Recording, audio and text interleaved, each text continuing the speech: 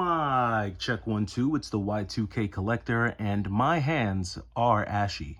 But in other news, I am excited about some recent pickups, and some of these pickups are even better than video games. But for this video, I do want to show you one of the most recent pickups that I got in, and then talk a little bit about something else that I'm super excited about outside of video games. And then also, I do want to touch on the whole concept of emulation in 2025 and whether it's the best option for you, depending on where you're at in your collecting journey or in your collection. So let's first start off with this pickup. And the pickup is what you see here, this copy of Batman the video game on the Game Boy. Now, I do have this, not this version, but basically kind of the same game. I have Batman on the Sega Genesis. And I do believe I have Batman as well on the Nintendo. Now, these games do play different. So the Batman that I have on the Sega Genesis plays a lot different. It's a lot darker. It has a darker feel. Batman moves a little bit faster, in my opinion. It's got more traditional weapons. The Batman in this game, though, on the Game Boy, it's almost like a run and gun shooter. It is Batman, but it's like Batman with a gun. So as you're playing through this version of Batman, there's really not a whole lot of grappling that you have to do, at least not in the beginning stages. But it's really more of platforming and kind of weapons gathering. You do have certain weapons that allow you to shoot in kind of like this wavy, the bullets kind of move in this wavy formation that gives you more coverage and more reach. You do get kind of like these batarang force fields around you for some of your power-ups. And there are certain blocks like throughout the game that when you shoot them, they uncover like health and different weapons and stuff like that. And in some ways, this version of Batman reminds me of the NES version of Batman, which is Batman Return of the Joker, I think, or Revenge of the Joker on the NES. So this Batman is actually pretty interesting. Like I said, although it's Batman, it's like Batman, the run and gun shooter. It's not like the traditional version of Batman that we're used to playing. And I do have another Batman. Where's it at? I have it in my Game Boy games box.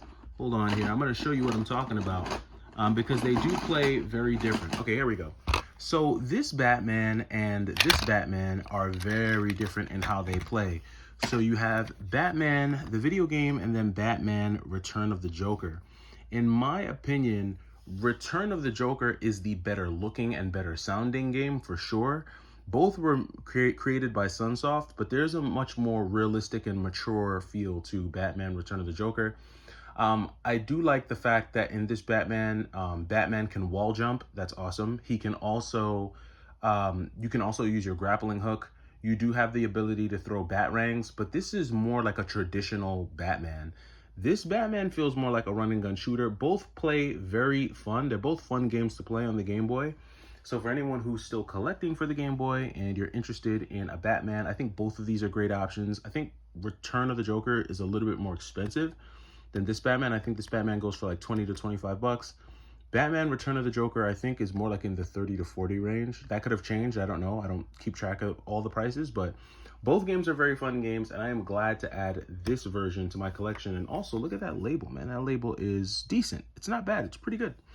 GameStop. Got this at GameStop for 12 bucks. Not mad at that, right? So it's been a while since I've talked about a GameStop pickup here on the channel, but that's where we're at. Now, I did put out a video talking about, just the GameCube and, the Switch. I've put out a few videos recently just talking about GameCube and Switch, and someone commented on one of those videos. I can't remember which one, and they basically just said, just emulate it, dude.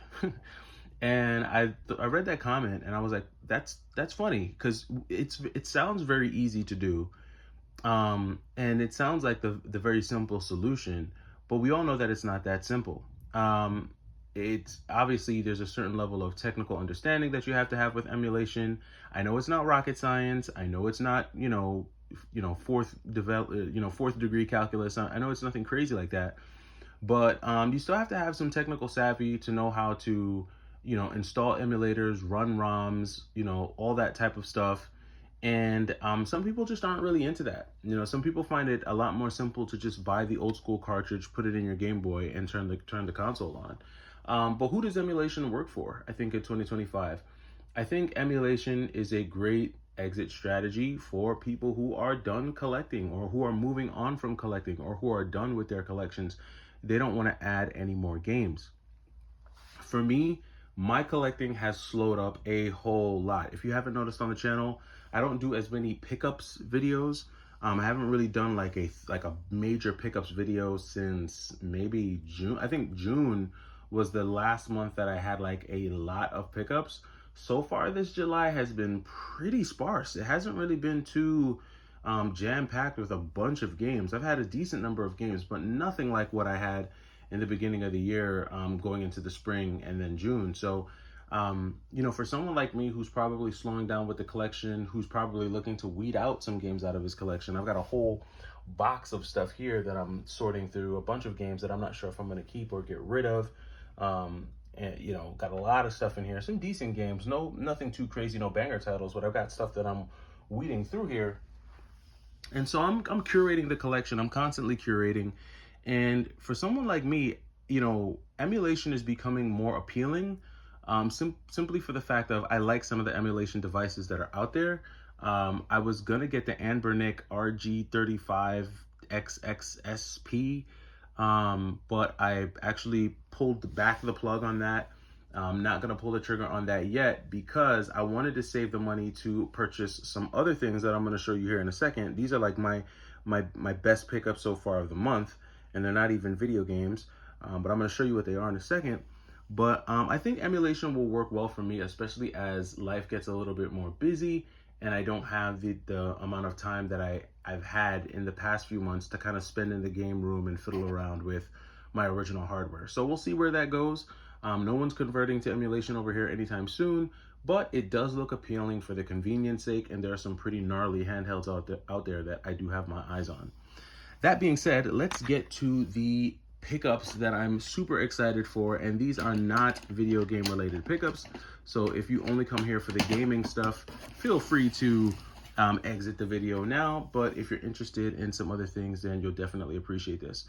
So many of you know that I do have a family vacation coming up, and one of the things that I've been doing is I've been trying to make sure that I have the best tools to capture these moments as I possibly can. And in doing that, I've actually gone through and I've kind of eliminated some of my older camera gear to get some new gear, and I'm going to show you two pieces that I'm super excited about. So the first piece is this Canon 24 to 70 2.8 millimeter lens. And I'm gonna keep this real simple because I know not a lot of people on this channel are like big camera buffs like that. But basically this is a very sharp lens that is gonna allow me to get a very beautiful picture of my family. It's a very fast lens. It has a very wide open aperture, which means this lens can let in more light and create very beautiful cinematic images. So I'm really excited about getting this lens. This is a very old lens. This lens came out like in the 90s, but today, if you go to a camera store and try to buy this lens, it's still gonna cost you, $700 to $900 for this lens. They do have a updated version of this lens, like a Model 2 of this lens, and that version is even more expensive. That's like a $1,400 lens. I was able to get a sweet deal on this lens, purchased it from a camera guy. I had to sell a few things to get this, but I did get a decent deal on mine. So I am excited to have this lens. This is probably going to be the one and only lens that I bring with me while I'm on vacation. I really don't want to be fiddling with lenses while I am out in Hawaii. And so being able to take this lens with me and have it be an all-purpose lens, I am totally stoked about that. And I will be using this lens on my main camera that I use these days, and that is my Panasonic GH5. So I'm so stoked about that. Right now I have my 35 millimeter on there. This will actually be, I may bring this one because it would be nice to have like one fixed like prime lens. And this also has a wider aperture at 2.0, but I'm really stoked. These are gonna be going with me. But the Mac Daddy, the major pickup of this week is none other than this bad boy right here. And this is the DJI Mini 3 Pro. Super excited about this because I'm going to be able to get some amazing drone footage with this. I'm very familiar with flying drones. I've owned at least 6 to 7 drones in the past, 8 years or so. So I know how to fly drones. It's been a while since I've taken mine up in the sky. It's probably been a couple months now. But this works well because I don't need to register this with the FAA. It doesn't require any type of license because it is under 250 grams. Any drone above 250 grams, you have to register it with the FAA. You have to be licensed, a whole bunch of laws and restrictions that apply. But because this is classified as a toy, it's not really considered an aircraft with the FAA. 1 more gram and the FAA would consider this a viable aircraft. So I'm happy about that. I don't care whether it's a toy or not. What's most important to me with this is what's right here, and that is the camera. This drone has a very good camera for capturing some really good cinematic video, and I am going to be using this also while I am on vacation. The reason why this is so important is because right now there is a ban on drones in the US, so it's very difficult to buy these. I don't even think you can go on DJI's website and buy these. They're very tough to get. And just like in the video game market, right? Like whenever there's a scarce video game or there's a video game that's hard to get, everything goes up in price. These things are starting to go up in price. This is actually a generation behind. They actually have released the DJI Mini 4 Pro, which I would have loved to get my hands on, but those are really hard to find, and I'm not paying $2,000 for a mini drone. I'm just not doing that. Doesn't make sense, especially when this can give me the majority of what I'm looking for. Is the camera, does it have all the film modes that I want? No. Does it have a lot of some of the features that I want? No, but it's good enough for what I'm gonna need. And this gives me a very good setup. So I'll be working with a very good setup while on vacation, and hopefully I will get some really amazing video for you guys, especially when I go game hunting, because I am going to be going video game hunting on the island of Hawaii, and I think it'd be really cool to kind of capture that in a very cinematic fashion. The full travel video will be available to channel members once it's ready, once it's done. That probably won't happen until like September when that's ready to come out, maybe later. But I will have some snippets available for everyone who's just subscribed to the channel. So really, really stoked about both of these additions. And again, guys, life is definitely about more than video games. I always encourage folks to have more than one hobby. It's okay to have more hobbies than just video games.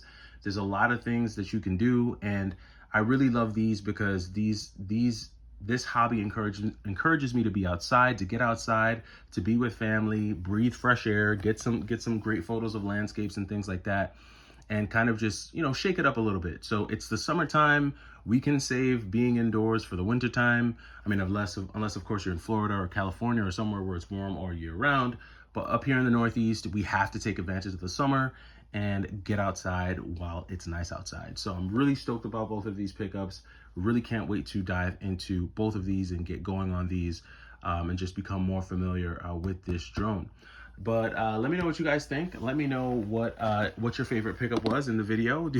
Was it Batman? Was it the lens? Was it the drone? You guys let me know, and I will catch you in the next video. It's the Y2K Collector. Take it easy.